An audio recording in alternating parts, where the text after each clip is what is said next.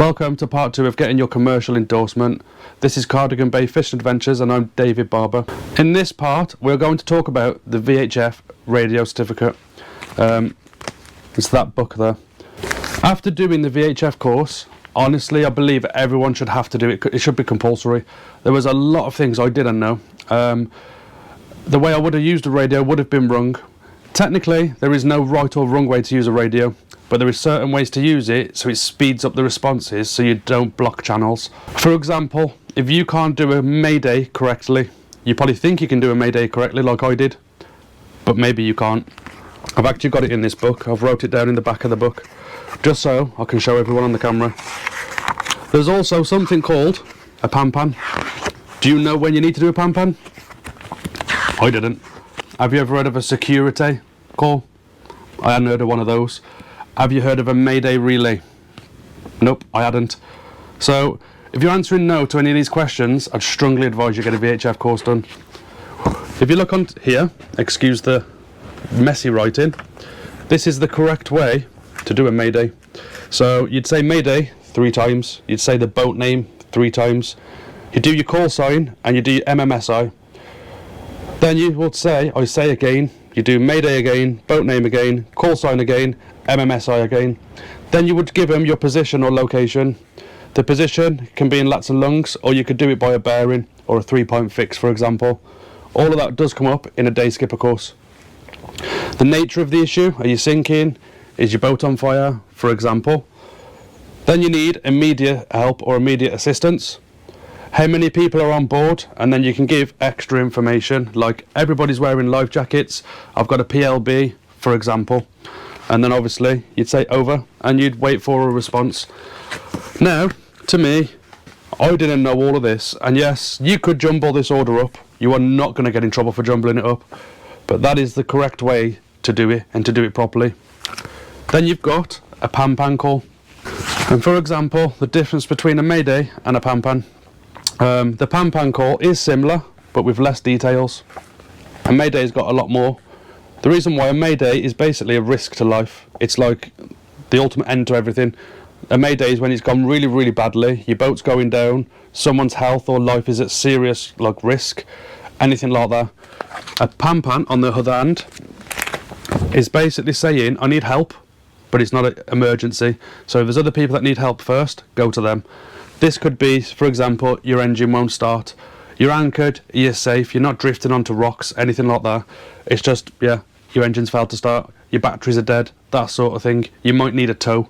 With the pan-pan, it's pan-pan 3 times, then you call all stations 3 times, your boat name 3 times, call sign, MMSI, your position. Then you go into the nature of the issue. For example, my batteries are dead, I can't start my engines, we're anchored, we're not tripping, we're not moving, we are safe. You give them your position, tell them where you are and all that sort of stuff, and then you say, we could do with some help please if that's possible, for a tow, for example. So, yeah, if you're thinking, I didn't know that, man, I didn't know this, and I didn't know that, I would honestly recommend you get a VHF course done. It's not expensive. I think it was around £178-ish for where I did it. Yeah. The amount of information, you got pro words, you've got all sorts. A couple of tips for the VHF course. You do need to know the phonetic alphabet. I actually didn't realise I didn't know this. Someone said, for example, what is Z? I was like, zebra, and it's not. It's Zulu. So what I did, I had this in the glove box of my car to practice and practice and practice. I was doing it on car number plates. So I'm driving down the road, there's a car in front of me, and I was reading it out in the phonetic alphabet. I didn't actually know I didn't know it until I needed to know it. And then I started looking at a VHF course. That was one of the things that come up, and I was like, I don't know it. It was a real big spanner in the works. So my advice is, get one of these printed off on Google, laminate it. This has been battered and well used. I've carried it in the car, I've carried it in the lorry, I've had it in all different jobs with me. And yeah, you just keep going through it on car number plates. That's the way I got it in my head. So yeah, whether you're doing a commercial endorsement or not, I recommend this course to everybody out there who uses a boat in UK waters. It is a godsend, and even if it's not for yourself, you don't want to use it for yourself, you may be able to help somebody. Somebody could be in trouble out there. You know how to use a radio properly, You're not going to be scared of pressing the wrong button or doing the wrong thing. You learn about DSC calls. You literally learn everything you need to learn. And at the end of it, you'll get one of these, a short range certificate. Legally, you need a license to broadcast over a radio, and there's your license. I think in the way of a VHF radio, if you was out at sea, something went seriously wrong and you did a call on the radio and someone died as a result of it, you could be in court and they'd be saying, where's your certificate? And you'd be like, I don't have one. You are then liable. So having one of these certificates is a godsend, and that was £178. I now know how to use a radio. I understand aerials, I understand frequencies, I understand things you wouldn't even know you could understand, things to do about the curvature of the earth and the way the signals travel from short range to high range, medium range, all that sort of thing. You do really learn a hell of a lot. We'll have a quick flick through the book. So that's what I was just on about now. Different frequencies. As you can see, it does look a bit scary.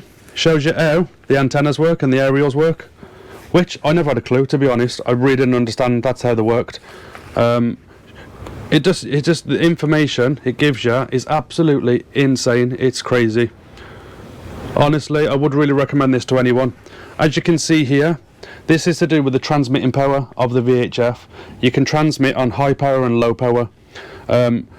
This is low power, this is high power. So if you're transmitting on high power, you're interrupting everybody. If you transmit on low power, you're not interrupting everybody, for example. It teaches you a lot. It's a lot of handy things. You've got dual watch, you've got tri watch, and you've got like a scan channel, which scans all different channels. You might be watching this video thinking, yeah, I know all of that. Well, that's great if you do, but you still need a certificate to use the radio legally. Then this is all different channels.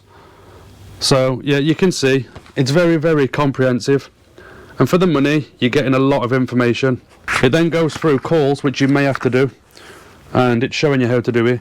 It's all in very simple terms. It's very easy to learn, in my opinion.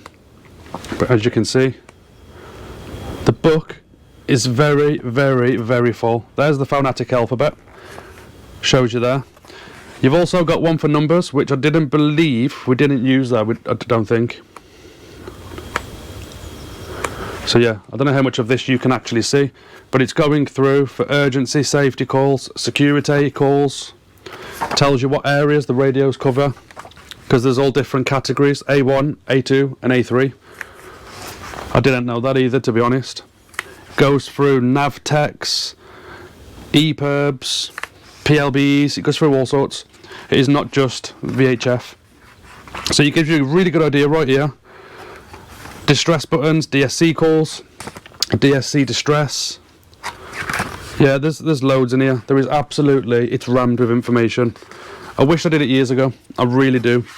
There is loads of information you can learn from a simple one-day VHF course. I believe it's roughly £108 for the course, and I think you pay around £70 for the test. I wouldn't say the test is laid back. It's not a laid back test, and you could fail it.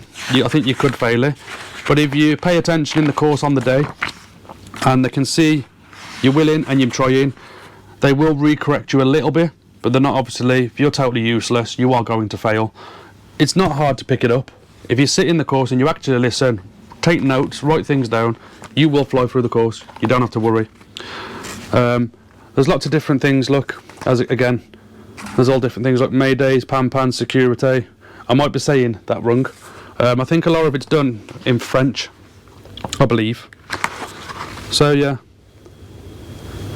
it's just there's loads and loads and loads and loads and loads of information in a VHF course.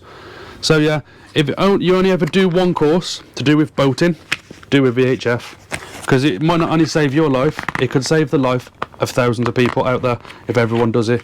Not enough people have a course like this, and you need it.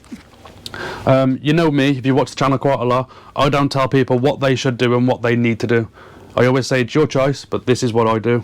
With this, I am not saying that. If you use a boat in the UK, get yourself a VHF radio certificate, and I'm saying that sternly. That is, you should have one. Obviously, I can say that now because I've got one. I wish I did this 15 years ago. I just didn't realise how important it was. I honestly didn't. I was very naive to it. I thought, I don't need a radio licence. If I break down, I can call for help. But it would have been along the case like, Mayday, I need help. And that would have been it. Even though in real life, you could actually do that. And somebody will come and help you. And they may give you a ticking off saying, you need a radio licence. You shouldn't be calling us like that. That's not the proper way to do it. So yeah, if you are in trouble, shout help down the radio. You will get help, but that is not the right way to do it. So anyway, that's this section of the video. Get yourself a VHF radio certificate. I highly, highly, highly recommend it. Let's get on to part 3.